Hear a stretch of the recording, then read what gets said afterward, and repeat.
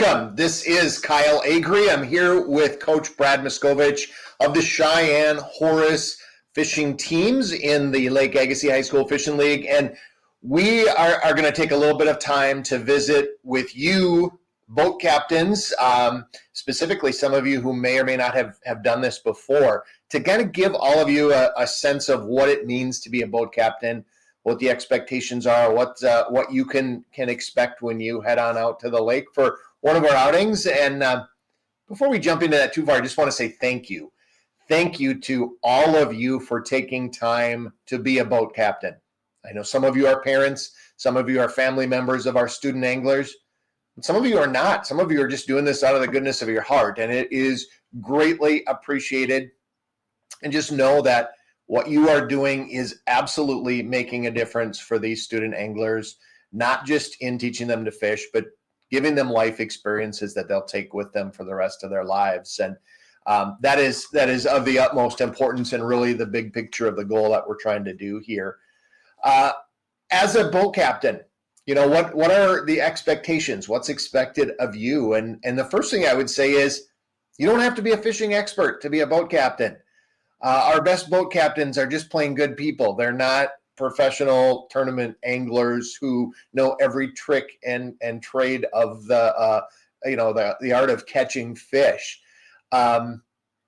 We know that all of you are passionate about fishing. You love the outdoors and you love spending time in the outdoors, and that's what it's about. That's what we're looking for is folks that are going to provide opportunities and a willingness to share your boat with our student anglers for a few hours, a couple nights during the summer. That is really what it is. We do have in the Lake Agassiz High School Fishing League some different levels of competitive angling. Just to introduce them to you now, we'll talk more about them as we go on through this video, but we have our open division, which is really the big pool that most of our student anglers are going to start out in the open division.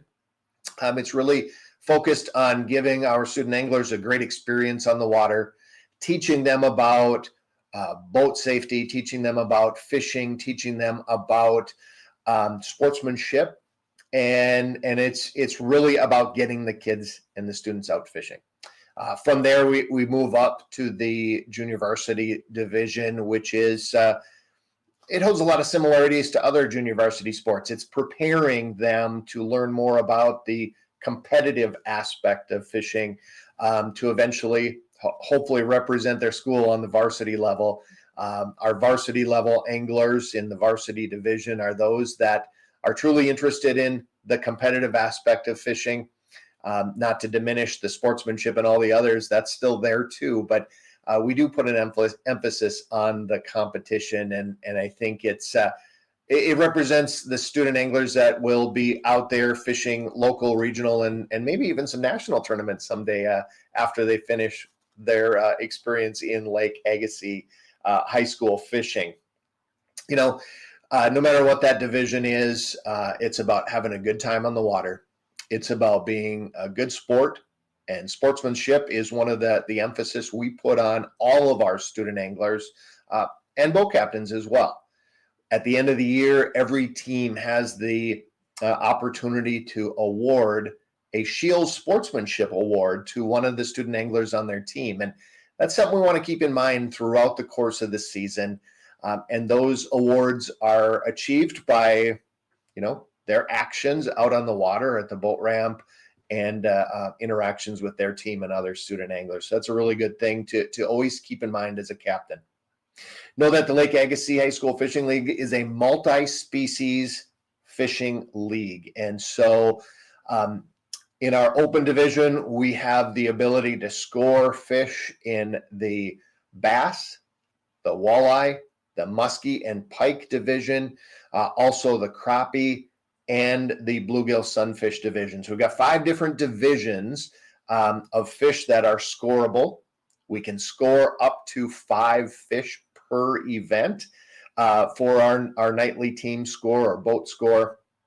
But it's also important to note that as we move up into the JV and the varsity, we do narrow that scope down a little bit, and we don't include the crappie or the bluegill sunfish division in varsity and in the junior varsity division. So it's bass, it's walleye, it's northern pike, and muskie being the focus there, which is a little bit more like some of the tournaments that they're going to experience when they're out of high school.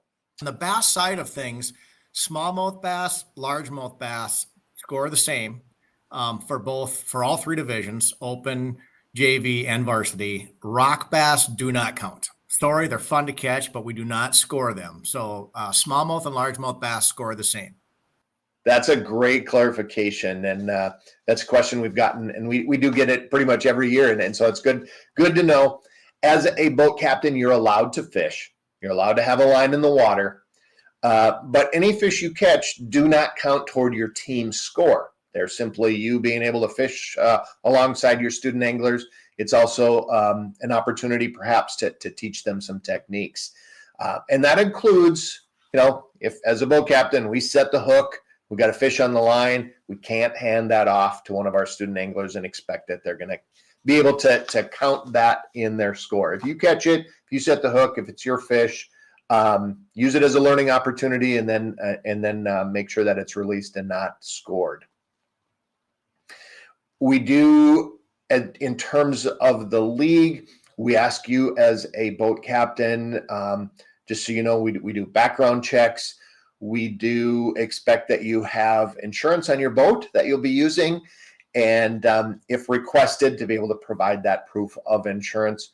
All of our student anglers are members of the Bass Federation and the Student Angler Federation, and the benefit of that, it's a national organization focused on student angling and competitive bass fishing, and they provide some liability coverage for all of our events through the Lake Agassiz High School Fishing League. So we just want to make sure we're covered in every aspect and in every possibility for that. A couple of points just to clarify in terms of rules. Captains, we have to have you operating the boat when it's under the power of the main motor, the big motor. You've got to be the one driving it. I will say, if you've got someone who's competent and it's a matter of just them unloading it off the trailer and idling up to the dock, that's allowable. But once the event starts out on the lake, we have to have you be in control of the boat when it's under power of the big motor. But if you want to allow your student anglers to operate the trolling motors, that's allowable, but at your discretion. That's your choice. If you're not comfortable with it, don't feel bad. That's not a problem whatsoever. It's a great experience. It's a whole lot of fun to be a boat captain, and we don't mean to overload you with things, but it's all just so that you're understanding and have a good feel for what's to be expected. Yeah, and once again, to reiterate that, we just being there is 99% of the challenge that we face and getting the kids out fishing. So let's take a couple minutes and talk about what the day of the competitions look like. Okay. We get a lot of questions about that. And I would start off by saying the day is going to look how you really want it to look, right? And as a captain, you have some leeway to adjust this, but I want to make sure that you understand, kind of what the expectations are. So most of the time, before the time to fish ever comes, we will be communicating if there's a weather problem. Okay. If it's going to be a stormy day, you will get plenty of announcements through both the websites, through the team sites. You're going to get communicated to in one of many ways that the tournament's canceled. Okay. More times than not, we're going to keep the competition on, even if it's rain scheduled. But there will be some preventative maintenance. Let's put it that way. So if you go out and it looks like rain, make sure your kids are prepared, right? I encourage you in the open division to talk to the kids on your team and find out if they're prepared or they want to fish in the rain. Okay. I think the first Tuesday of the 24 season that we have a fishing contest, they're predicting rain. So just talk to your kids about it. Do you have rain gear? If you don't, are you prepared if we're going to get wet, right? So make sure you have a team consensus. It's not the end of the world. I will tell you the worst that can happen is to let them have a bad experience, right? So let's be smart about it. I think you're going to see more in the varsity and the JV that they're going to want to fish, and they'll probably have more of the gear and they're going to be more competitive on it. So, so think of it from that standpoint. So communicate with the team. Any league cancellations, we'll let you know. If you get to the lake and you're out fishing, if there's a weather problem, we will notify you. There will be an assigned person from the league at each lake that will make the decision if the tournament is stopped, postponed, or canceled. Okay. It's important because we're on different lakes across the region, and we were faced with this many times where you might have a thunderstorm up in the northern part, maybe up by Detroit Lakes, and then the southern side, sun shining. So we're going to make it on a lake to lake basis. The important thing to know is safety is the first thing. If you have lightning, thunder, you don't need to wait for somebody to call you and tell you to get off the lake. Get off the lake. Okay. So take safety first. There will be a director that will communicate through the captains and the coaches to get the message out that the tournament has been postponed or canceled and what the situation is. So you don't have to make the decision yourself, but I strongly encourage you to be smart about it. Let's teach these kids that the living is more important than winning a high school bass tournament or fishing tournament. Okay. All right. The day starts for me when you get into the afternoon. I've communicated with my team where we're going to meet. Okay.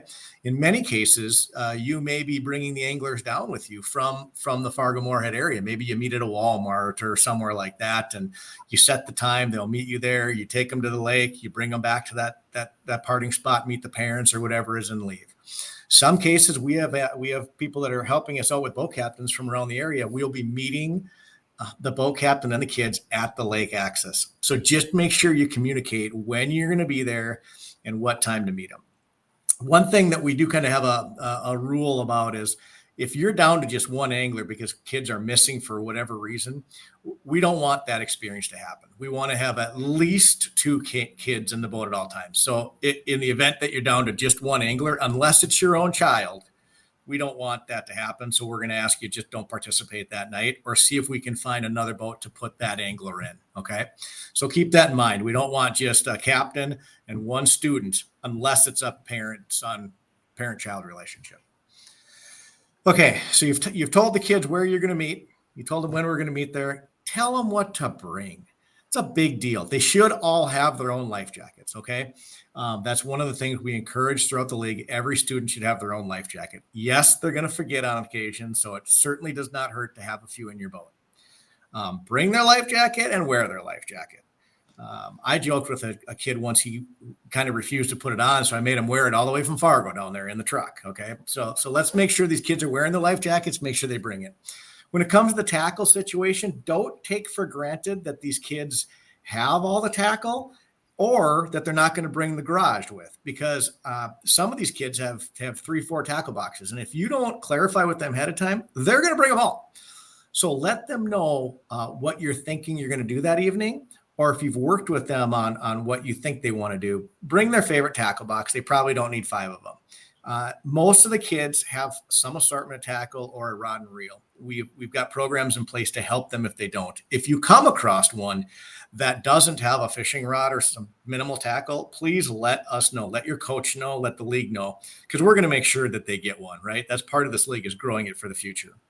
So communicate what they should bring from a tackle fishing rod standpoint, what they should bring if you're talking rain gear, and their life jacket. They should have eyewear as well, sunglasses, etc. That's something we're really, really heavily encouraging. Okay. And then we're going to get to the landing. We're going to get in line. We're going to launch our boats. None of them left too many. We might wait in line for, 5-10 minutes. Communicate with the kids what's going to happen when you launch the boat. Are you going to back it in? Is one of them going to drive it off the trailer? Is one of them just going to hold it off to the side? Let them know that, what your expectations are and how you want to do it so that it's smooth and efficient for everybody. And we encourage them to help. There's always people around the landing. Help others too, right? Let's make this flow as well as we can. It gets a little crowded right at launch time, even though you can launch ahead of time. And it certainly gets crowded right after the tournament is over. 2 things to keep in mind as it relates to that now. So now you've launched the boat. You can launch that boat an hour early. We don't care. If you have time to get these kids out fishing earlier in the day and you want to take a half a day, go do it. We allow pre-fishing as much as you want. But the hour before the tournament, the lines have to be out of the water. Everybody in the boat, okay? So from 5 to 6 o'clock, no lines in the water. You can still drive around. You can look, you can search, you can teach them electronics, you can figure out where you're going to start. When that tournament starts, you can be anywhere on the lake. You don't have to be at the landing. You can be sitting in your spot ready to fish when 6 o'clock hits. The tournament itself through the app will not let you enter fish before it or after it. Okay. So you get on the water. If you're late and the kids know you're late and it's okay. You don't miss the tournament. If you launch 5 minutes after the tournament starts or whatever that time is, that's okay. All right. But the tournament is open from 6 to 9 to enter fish.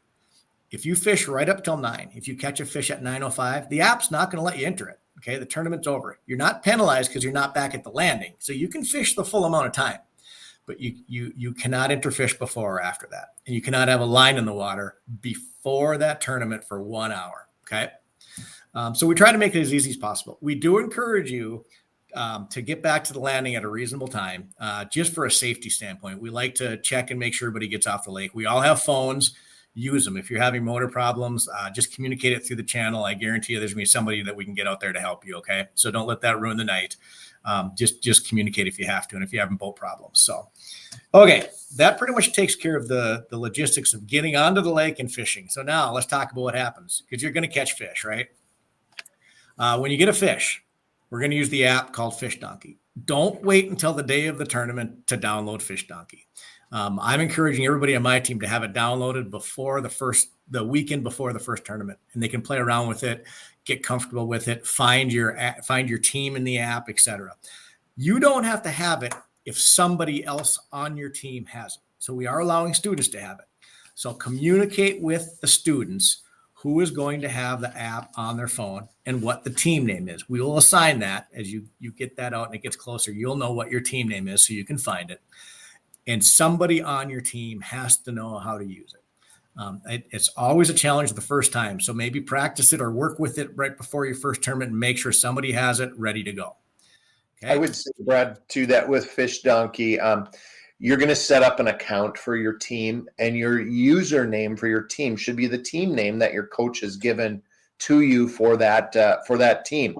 And here's the reason: if you just make up your own username just at random, or because it's your nickname or whatever, our officials who are scoring and approving these fish don't know who to credit the score to. And so we do have a roster that all the coaches submit with the team name and then who the student anglers are under that team. So use that team name as your username within Fish Donkey. Perfect. Thank you, Kyle. And you'll always use that team name. Okay. Don't worry about what kids are in your boats, because that might change. There's occasion where you might have a substitute or something else happens. That team behind the scenes is taken care of. You just have to worry about getting the points into that team in the app, and the kids are going to help you. Okay. So let's talk about that. You catch a fish. How do we do this? One of the anglers is going to hold the fish on the ruler, and we're going to get into the details of what this looks like. The other angler or yourself can take the picture of the fish. Okay. That doesn't matter, and enter it in the app. You actually take the picture through the app. Okay. Now let's make sure we talk about the simplicity of this. Always take the belly of the fish towards the belly of the person that's holding it. Okay, belly to belly. The mouth of the fish, the nose, the mouth, the front, the farthest point forward, northern pike, big nose, right? Doesn't matter. The farthest point forward has to touch the bump board starting at 0.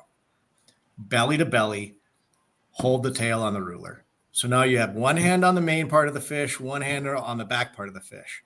We have to be able to see the front and the end of the tail on the ruler with one picture. It's that simple. I don't care how you're holding it on there ethically. Nose touches the front, we can see it. Tail is on the ruler, we can see it. We don't care if you pinch the tail. We don't care if you spread the tail. You can wave it back and forth. It doesn't matter. It just has to be on that ruler. Okay. You can see the front, you can see the back, nose is touching, tail's on the ruler. Take the picture. If you have to take 5 pictures of it to get a good one holding it, that's fine too. Okay. You've taken the picture. The angler holding the fish will hold the fish up for what we call a hero shot.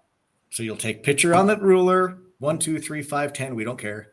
You'll take one picture holding the angler holding the fish, and then you throw it back. That's called the hero shot. If you forget the hero shot, that's okay. Take another picture of the angler without the fish. All that's doing is telling the people behind the scenes that you're done scoring that fish, and the next picture is going to be a new fish. Okay. So you get the picture, a good picture with front, tail, touching the bump board on the ruler, a picture holding the fish, throw it back. Simple. Belly to belly. How do you score the fish? Don't put the length in. Length, no. You will translate it to a scorecard in which we have provided. You'll see it here on the video, or you'll have it sent. I know our team, we give them out as well. So you will have a scorecard. On that scorecard, it will tell you a 17-inch bass equals X, a 12-inch sunfish equals X. So it will do it. You will look at it. It's an easy chart to read and figure out what the calculation is. Okay. We always measure to the closest quarter inch, and we always round up. So if the tail touches the line at, let's just say 20 inches, if it touches 20, it's 20 and a quarter. If you can see the 20 line, it's not. Okay. So if it touches the inch mark and the tail's clearly on the mark, we round up to the next quarter. If it's 20 and an eighth, that's 20 and a quarter. Okay. If it touches the 20 and the quarter mark, you round up to the next quarter, it'd be 20 and a half. Okay. So you always round up to the nearest quarter inch up, always, but it has to touch the line. So the point wise, if you catch a 19 and 15 sixteenths, it's a 20-inch bass. If you catch a 19 and 3/4 inch bass, it's a 20-inch bass. Okay. A 19 and just a smidgen under the 3/4, 19 and 3/4 inch bass. Okay. It's that easy. Don't complicate it. The points, I mean, just be realistic about it. That 19 and 3/4 inch bass equals what range does it fall in X number of points? You enter the points into the app. So we scored a 3-point bass. We scored a 5-point sunfish. It walks you through it. So just remember, you enter points, not length, and you'll have no problems with it. The app has some other fun things with it. It'll let you know. It'll give you a sign that it got entered. It'll give you some a catch you got it or caught it or whatever it is. You're going to know that it entered properly. So then you're taken care of. That's all there is to it. Release the fish as fast as you can. Under no situation will you put a fish in the live well. None. There's no reason to put it in the live well. I'd encourage you not to even have water in it, unless you're using minnows in a different situation or something, but don't even have water in it. If you're worried about, you catch 2 fish and what am I going to do to keep them alive? Put one in a landing net hanging over the side of the boat. Okay. That's a much better bet. But if somebody sees you put a fish in a live well, they freak out. They panic, right? So just don't put fish in the live well. If you're lucky enough that you have 2 in the boat at the same time, just try to hurry. Keep one in the water as long as you can. Get the picture, get the measurements, take the hero shot, throw it in, measure the next one. So just prevent yourself from putting something in the live well. Okay. I think that's about all I have on measuring fish. Kyle? This is great. And certainly what I would say as we go through that, you're watching the video, you're listening to what our explanations are, and we're doing our really best to cover all of the bases. But if you have other questions, ask your coach, ask someone at the lake. Part of it, right, is being helpful to our other teams, being a good sport.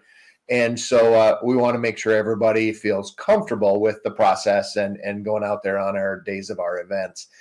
Remember, this is a high school sport. We are representing our teams. And just like we would conduct ourselves at a basketball game, sitting in the bleachers, cheering on our school team, the same is going to apply when we go on out here in terms of how we act, how we behave.